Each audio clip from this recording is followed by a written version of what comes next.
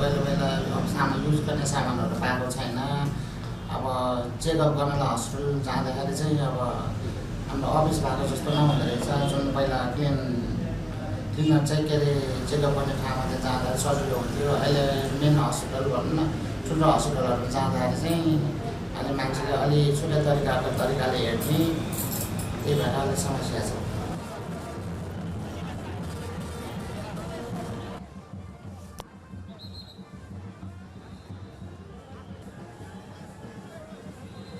We are in a crisis. LGBTI community is in a big crisis because USAid cuts its funding, and it's not going to be replaced by any other donors because that had been the largest donor. So it's a big crisis.